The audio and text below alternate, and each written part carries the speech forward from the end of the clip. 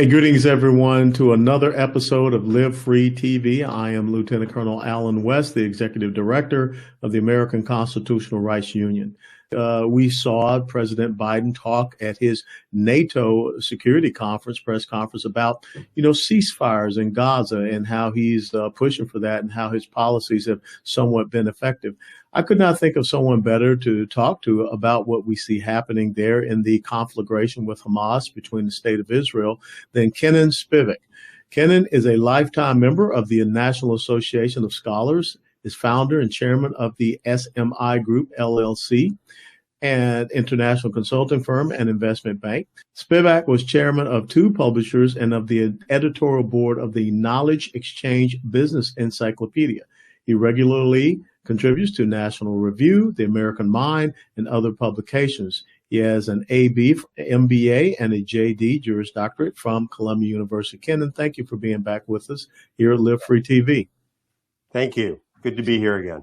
You've got experience being there as an advisor, it appears, and being with the Knesset with Prime Minister Netanyahu.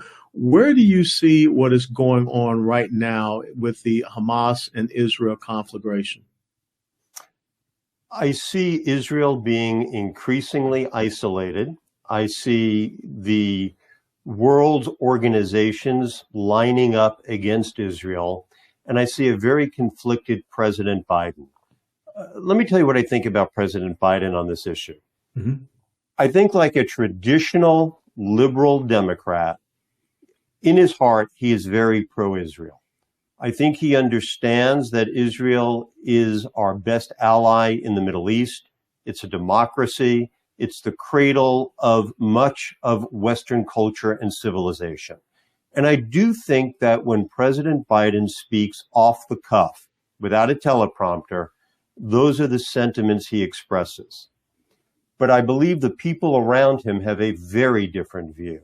Mm-hmm. I believe the people around him are anti-Semitic progressives who would be just as happy to see Israel disappear. They adhere to this oppressor-oppressed ideology that sees Israel and Jews as oppressors and Palestinians as the oppressed. And I think that the dichotomy between what President Biden probably really believes and his need to obtain support from progressives has yielded a remarkably inconsistent and bad policy. Well, let's look at this historically. I don't ever see any country, any kingdom ever being called Palestine.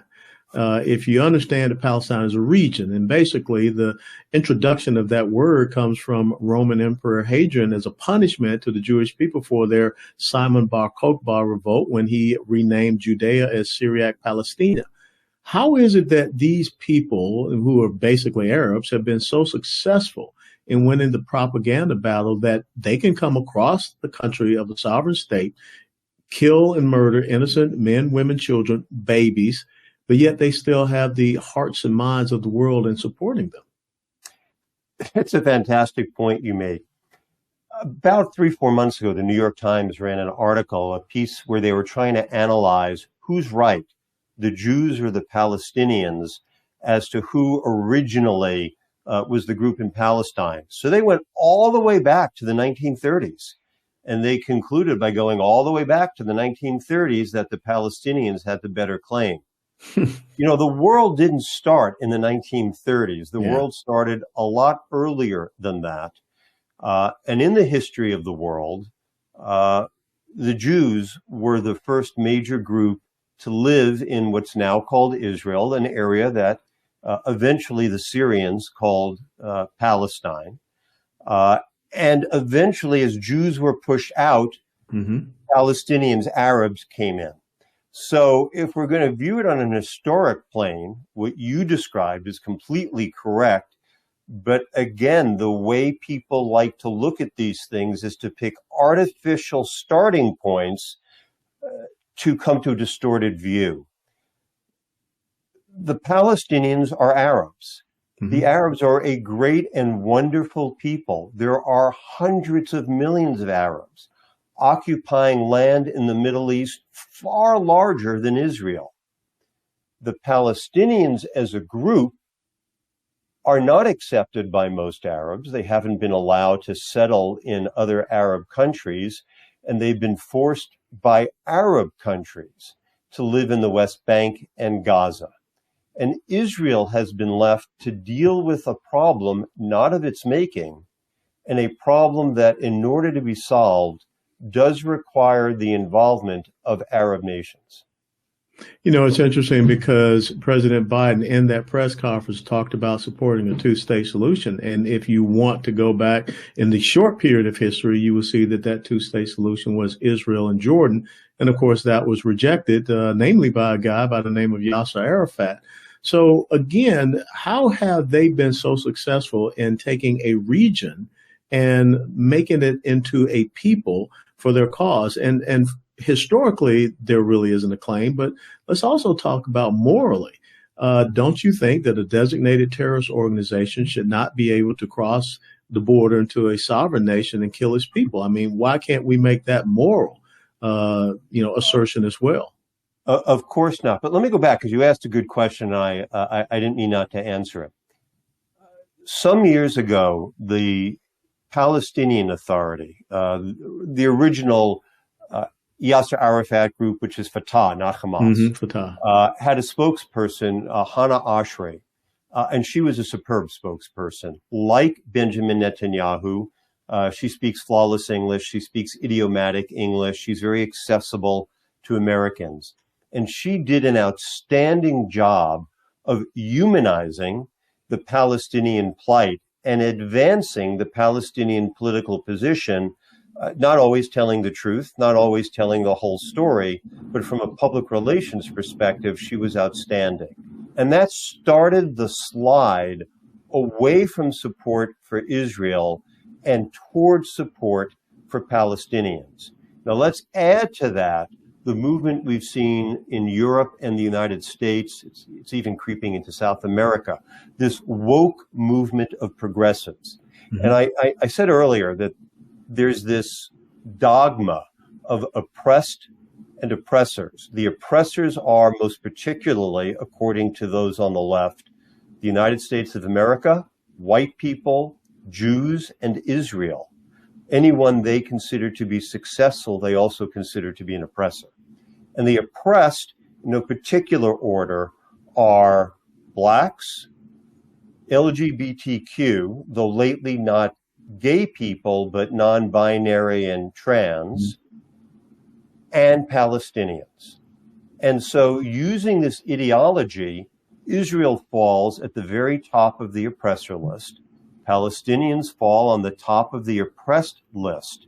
And that ideology, followed by academicians worldwide, followed by leftist government bureaucrats, elected leftist officials, academia, media, has shaped this discussion increasingly, and especially in the last several years.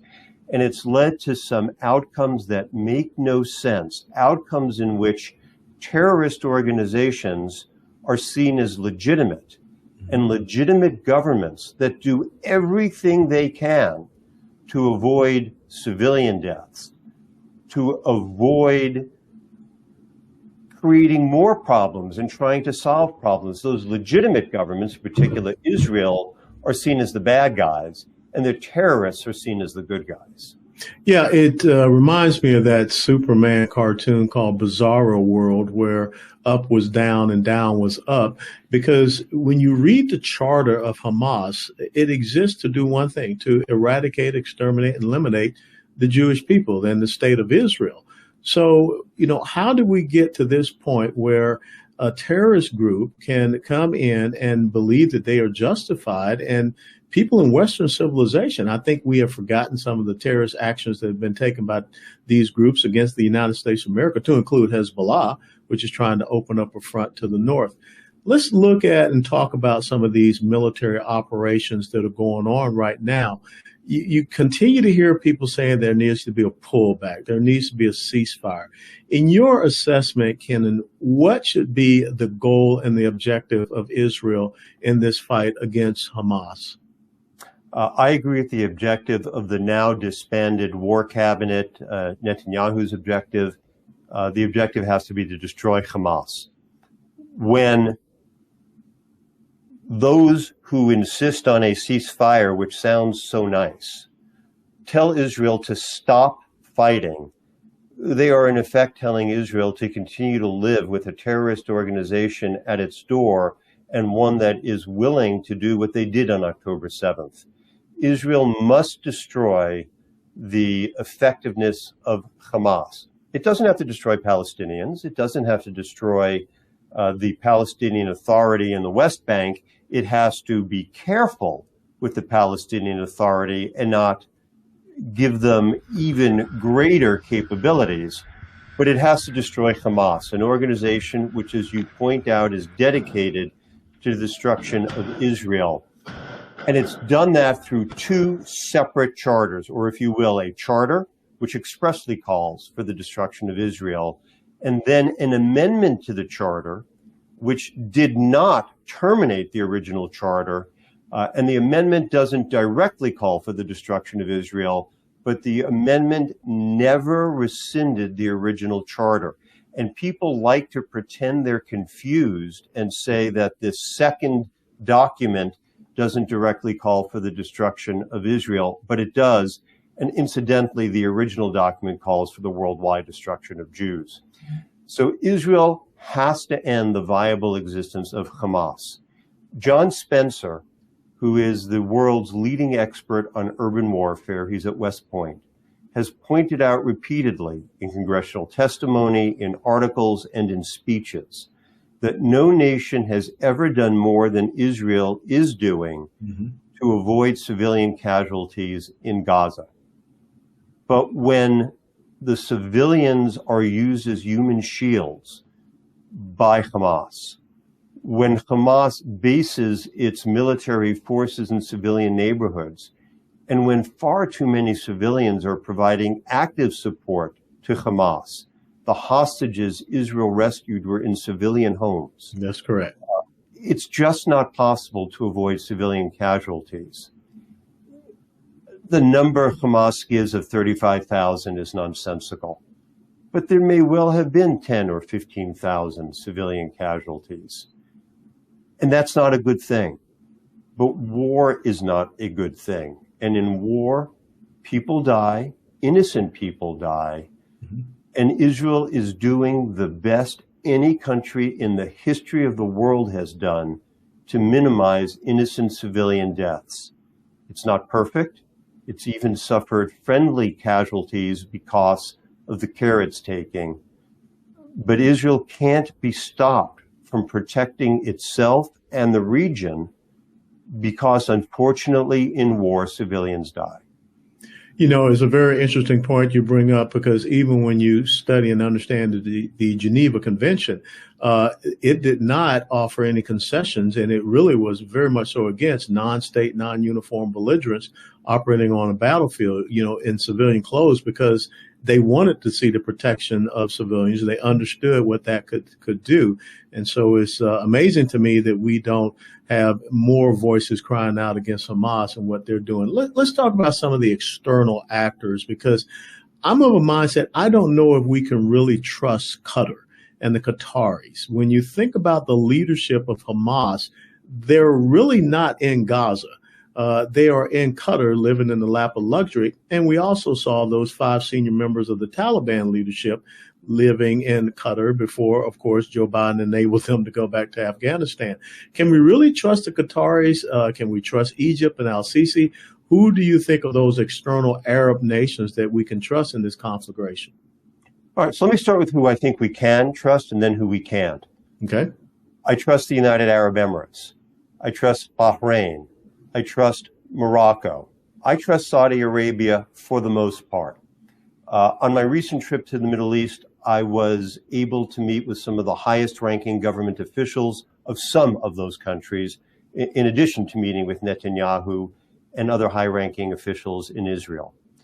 And I sensed in all of these meetings and discussions that there are some like-minded countries that really do want peace in the region, see Iran as the lead actor in what's happening, and recognize that Israel has to contain Hamas. Now, I'm not saying that every one of those Arab countries is fully in accord with everything Israel is doing.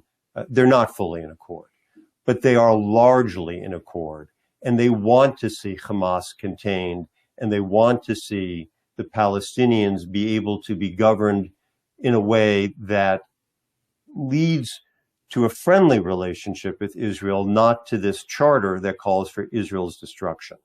Who do I not trust?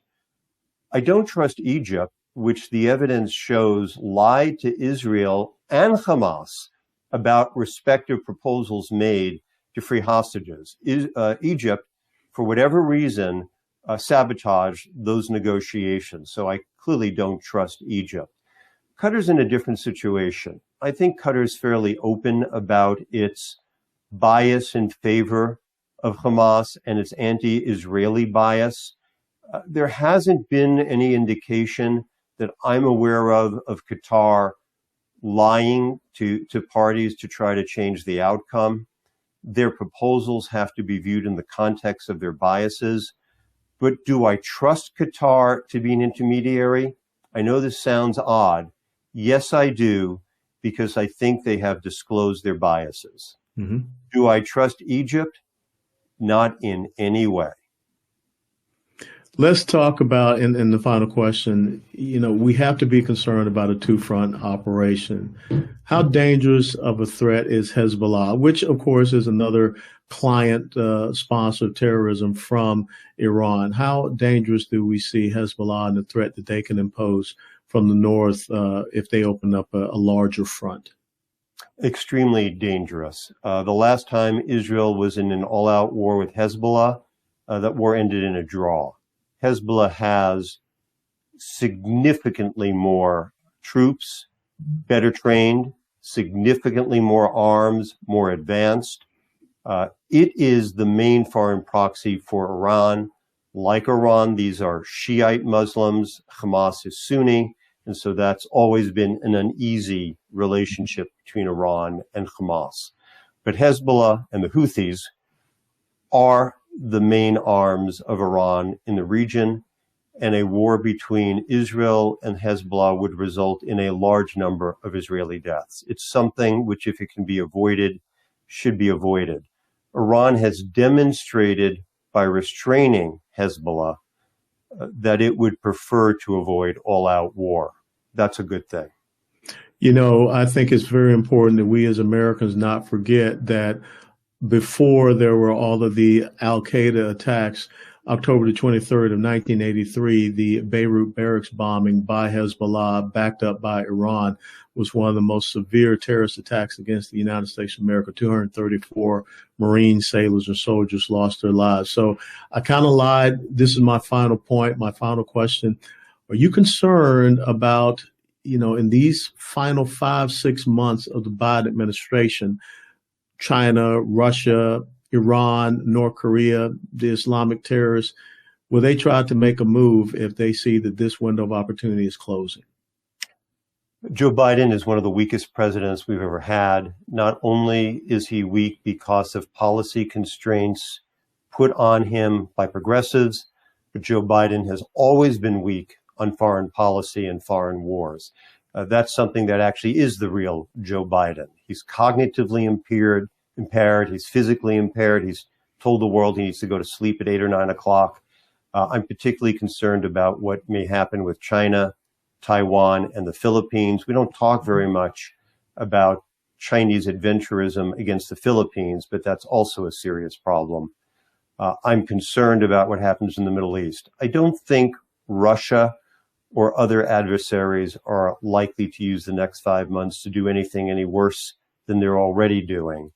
But now would be the time for a foreign adversary that's willing to become militarily engaged to consider doing so if they are ready to proceed. Well, Kenin Spivak, how can people follow you and learn more about your perspectives and insights? I have quite a few articles at americamind.org, which is the Claremont Institute's main publication.